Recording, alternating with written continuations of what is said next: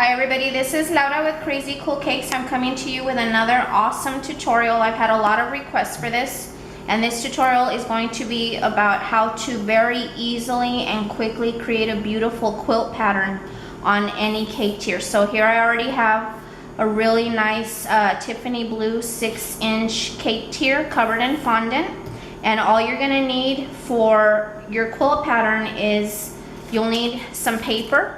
Okay, so I cut out this paper in the same size as my cake tier. So this is a 6-inch paper, and I'll show you guys how to do this in a little bit.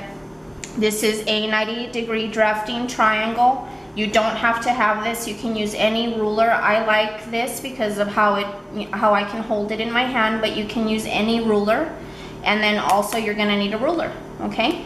So go ahead and grab yourself a little ruler, and you'll need some little pins.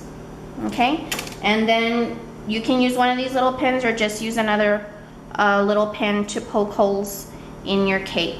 Okay, so whatever size cake tier you are working on, if it's a 6-inch, all I do is just grab a cardboard cake board and I draw a circle. I trace it on a piece of paper, then you will cut it with a pair of scissors. Okay, and then you fold it. So depending on what size quilt you want, you fold it that many times. So I'm going to do a pretty small quilt pattern on this cake tier, so I folded it over several times. And just be sure that you fold it evenly every single time, so that when you unfold it, all of the creases are the exact same size and the exact same distance.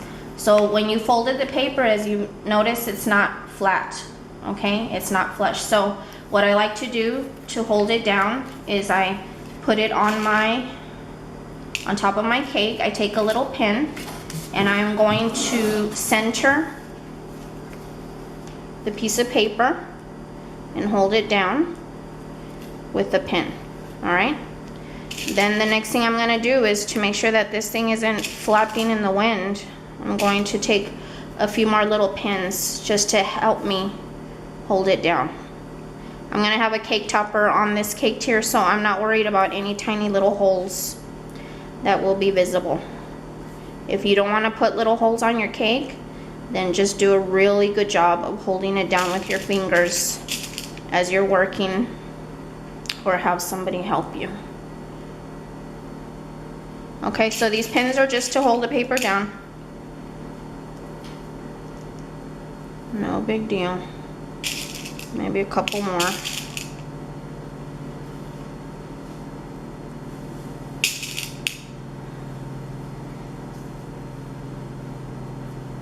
Okay, so now I can see the lines, and what I'm going to do is just take a pin and I'm just going to create a tiny little hole on the very edge of my cake tier where the crease will actually stop when I'm doing my quilt pattern.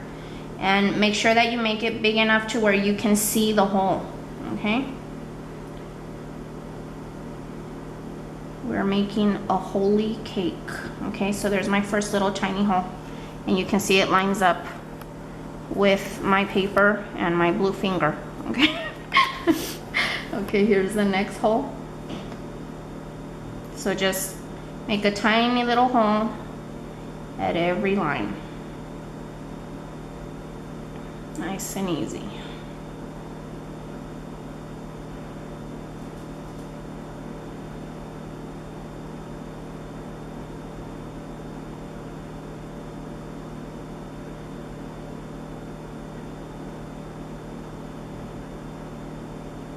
And in the meantime, I'd like to invite you all to check out all my other free awesome tutorials. How to ice, how to cover cakes in fondant, everything.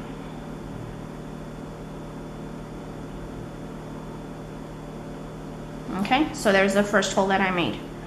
All right, now I don't need this anymore, so I'm going to remove all of these pins. Make sure you don't lose them. All right.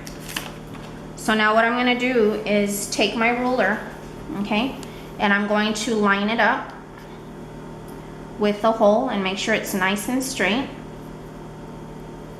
Okay, so you can see that this ruler is perfectly straight and it's lined up with this hole.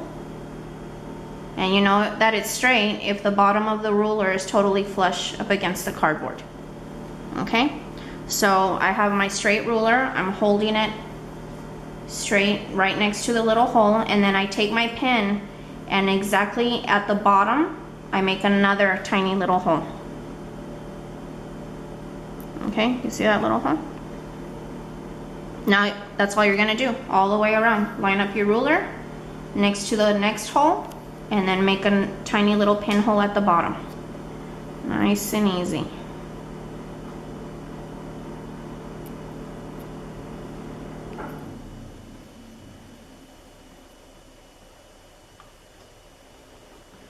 And this helps us make sure that all of the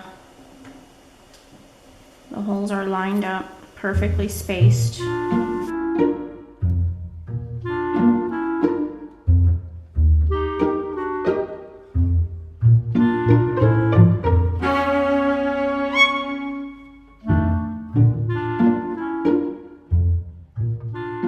Alright, so there it is. So you can see all the holes on the top and bottom are lined up with each other. Okay? So now all you're gonna do is grab your straight edge or your ruler or whatever you want to use to mark. A lot of people like to use veining tools and all of this stuff, and for me that's a little bit too complicated, so I just like to use my straight edge. Okay, so the smaller the angle at which you hold your straight edge, that will give you a lesser amount of quilt pattern or quilt design. The more you hold your straight edge at an angle or let it drop, the more quilts or squares or diamonds that you'll get on your fondant. So if I were to hold it just like this, and then the next one I cross this way, it's just going to give me one cross of, or one intersection of two lines here in the center. I want more diamond pattern, so I'm going to actually hold it at more of an angle. So what I'm going to do is I'll place the end of my straight edge at this hole, and then I'm going to want it to come all the way to this one. So there's a space, 2 holes in between. Okay, so let me go ahead and do this now, and I just hold my straight edge this way, and I'm just eyeballing where my other hole is over here. So I just hold it in place and I'm pressing, turning my table very slowly and making sure that my line ends at this other hole. Okay, so I started here and then it crosses all the way over here. So as you can see here, the line was indented a little deeper here, so I'm just going to come back in and press it a little harder so it looks nice and even. I like this 90-degree straight edge because it's a little thick and it gives me a nice line. If you use something very thin like a ruler, it'll give you a finer line, so you decide how you want it to look. Okay, so for the next line, we just follow the same exact step that we just did. You'll start at the next hole and then you make a straight line all the way to the next one. Okay, and then once you've gotten into the flow of it, you can do it a little bit faster. So keeping your eye on the hole at the top so you know exactly where to go. Okay, there's the next line, and again a little deeper here than here, so all you want to do is just go back in and repress, and there it is. Okay, let's do the next one. So now I'll just be quiet and that way you guys can just watch.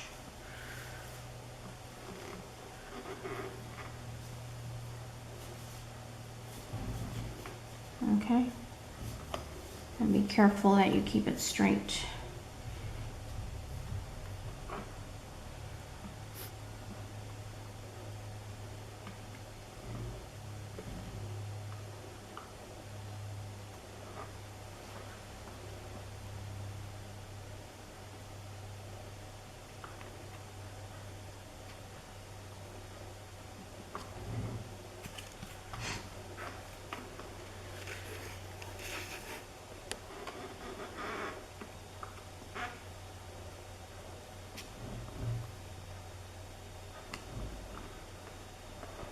You know how thick your fondant is, so you use your best judgment as to how far down you're pressing, because you don't want to press down so hard to where you start tearing the fondant and then the icing starts coming out. I speak from experience.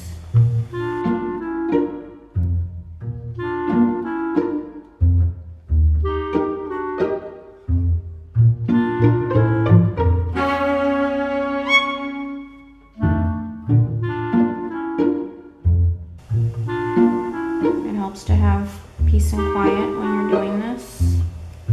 Shh, just kidding.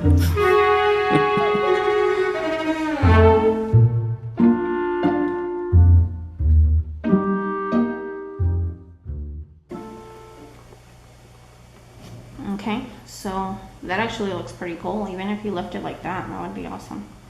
But we're doing a quilt pattern, so now we're gonna do the same thing, okay? So what we had done originally was we had the end of the straight edge here, and then we skipped 1, 2, and then on the third one we connect the line. So now we're gonna do the same thing, but in the opposite direction. So now we'll start here, okay? And before you actually press it in, look to see where it's gonna go. So if my first dot is here, we're gonna go 1, 2, and so the line will have to connect over here, okay? On this dot. So press in.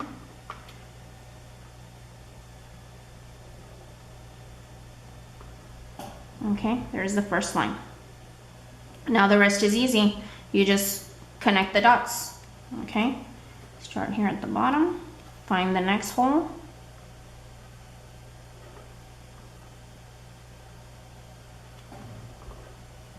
All right, pretty easy. Connect the dots. The Krazy Kool Cakes way.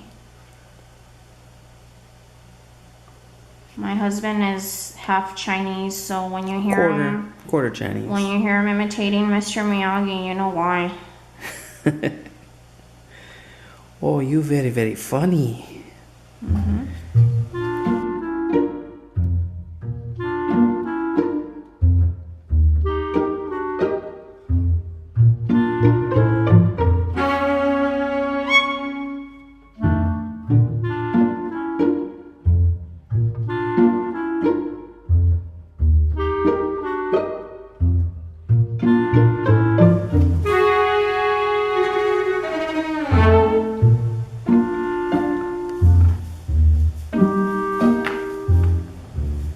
There you are. Pretty cool. That's crazy cool. And I'm gonna put little dry gaze here to cover the little holes and also in between some of the diamonds here. So I want to show you guys another cake tier that I've already done that has less quilt pattern on it. Here's a cake tier that I had previously done. This is an 8-inch, and as you can see, it's got a different quilt design than this one. So I did the same thing, just cut out a 8-inch round piece of paper, placed it on here, held it in place, and then just did my little dots.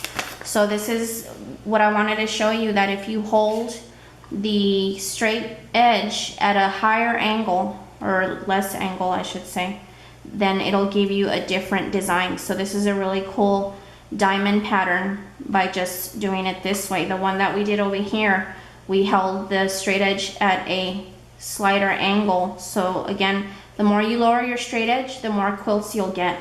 The higher your straight edge, the less quilts you'll get, and you can get different looking designs. And these look very, very beautiful just left alone like this, or like I said, adding little dry gaze with royal icing to your cake. So I hope you guys enjoyed this tutorial. Let me know if you have any questions. It is very simple to do, and this adds a lot of really nice detail to your cake. And would love it if you guys could subscribe if you haven't already, and also if you could check us out on Facebook, we would appreciate it. You'll find all the links underneath the video. All right guys, thank you. God bless. Bye-bye.